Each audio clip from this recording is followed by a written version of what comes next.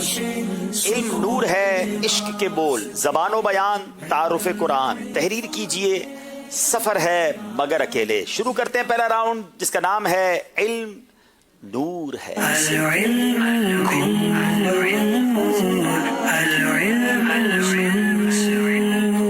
جناب کشمیر والوں سے پہلا سوال، حدیث قدسی اور قرآن پاک میں کیا فرق ہے؟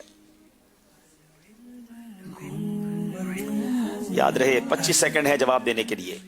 حدیث قدسی اور قرآن پاک میں فرق دو طرح کا ہے کہ حدیث قدسی جو ہے یہ الہامی صورت میں بھی حاصل ہو سکتی ہے اور منابی صورت میں بھی حاصل ہو سکتی ہے، جبکہ قرآن پاک یہ بیداری میں ہی آئے گا۔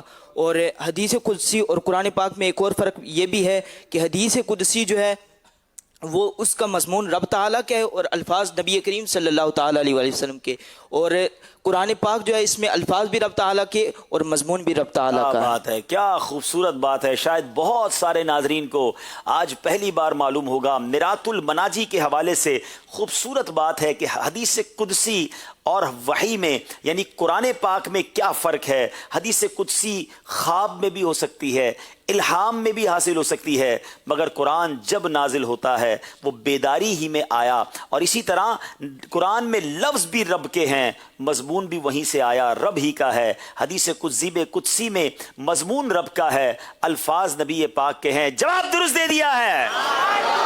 اب باری ملتان والوں کی ہے۔ سورہ یاسین کی 25ویں آیت روزانہ پڑھنے کی کیا فضیلت ہے؟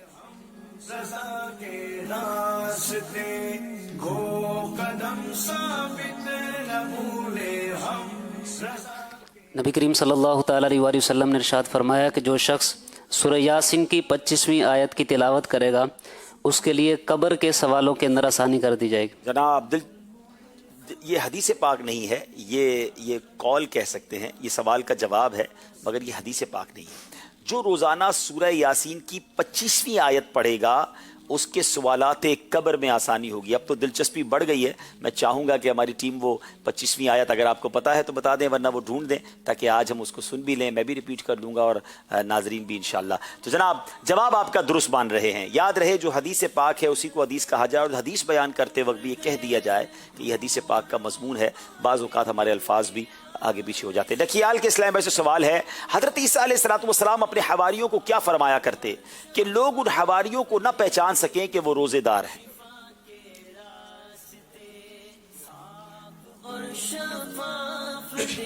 حضرت عیسیٰ علیہ السلام یہ اپنے حواریوں کو حکم دیا کرتے تھے کہ جب تم روزہ رکھو تو اپنے داڑھی اور سر کے بال کو تیل لگا لیا کرو، اس سے یہ ہوگا کہ کسی کو کوئی معلوم نہیں ہو سکے گا کہ تم روزہ دار ہو۔ فریش نظر آئیں، بالکل حشاش بشاش نظر آئیں، روزہ بھی رکھیں اور سامنے والے کو پتہ نہ چلے کہ روزے دار ہیں۔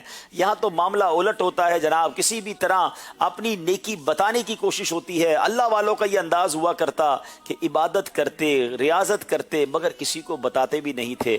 اللہ مجھے اور آپ کو بھی اخلاص نصیب فرمائے۔ جواب درست دے دیا ہے۔ حضرت ابراہیم تیمی رحمۃ اللہ تعالی علیہ کا عاجزی اختیار کرنے اور نیکیاں چھپانے کا کیا انداز ہوا کرتا تھا؟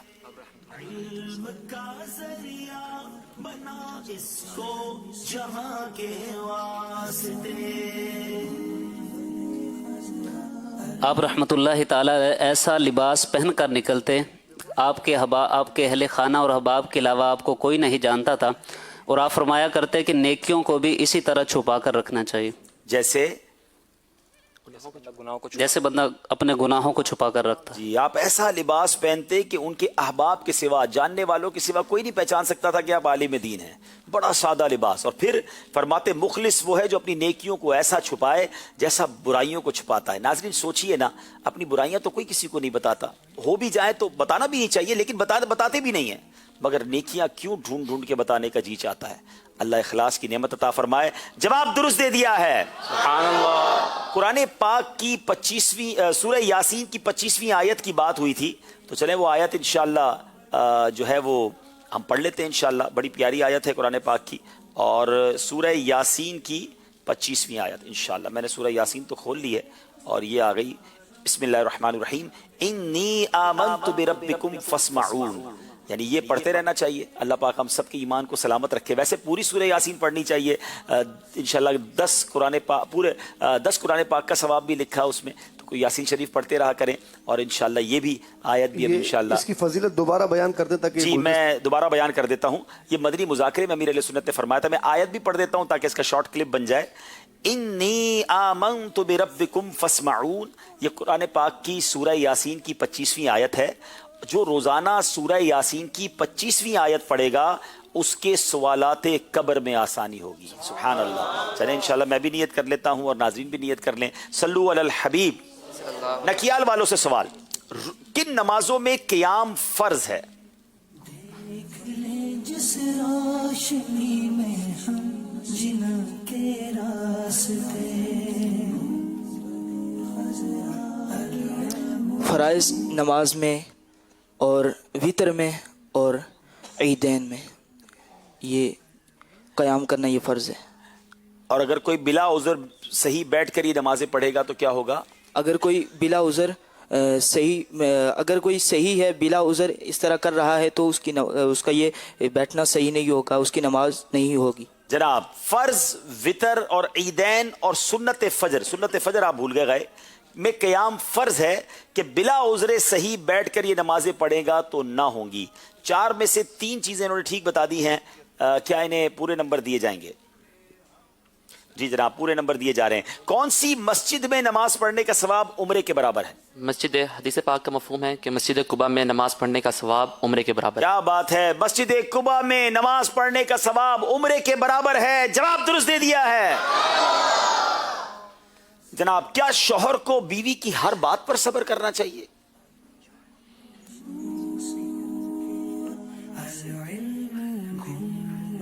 बिस्मिल्लाहिर्रहमानिर्रहीम।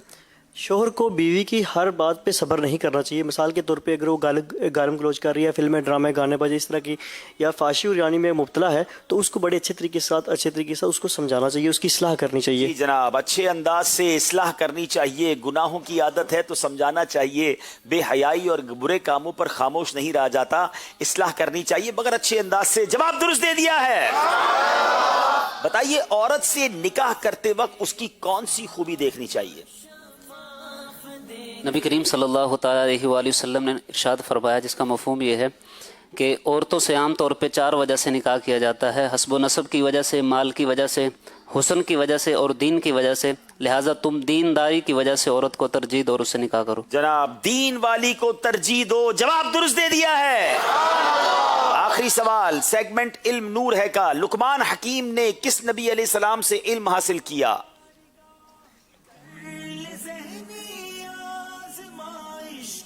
बिस्मिल्लाहिर्रहमानिर्रहीम। हज़रत लुकमान ने हज़रत दाऊद अलैहिस्सलाम से इल्म हासिल किया। हजरत दाऊद का जमाना पाया और हजरत दाऊद अलैहिस्सलाम से इल्म हासिल किया। जवाब दुरुस्त दे दिया है। क्या लुकमान हकीम अल्लाह के नबी थे?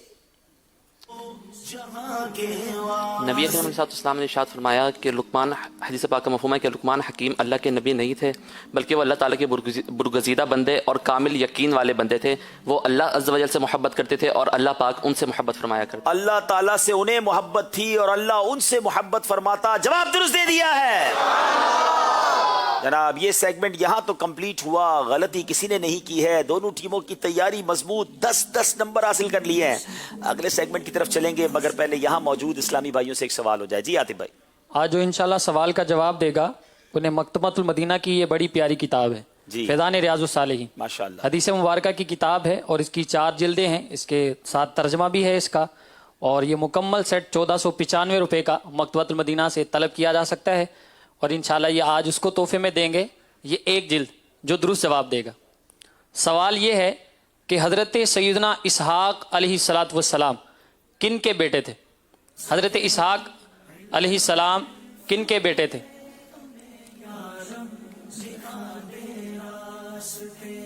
बिस्मिल्लाहिर्रहमानिर्रहीम। मेरा नाम हाफिज़ सदाकत अली है। हज़रत यकूब अलैहिस्सलाम के बेटे थे। आपका जवाब दुरुस्त नहीं है, को मदनी काफिले में भेजना चाहिए इनको। चले भेज दें जल्दी से भाई। चलें नियत करें।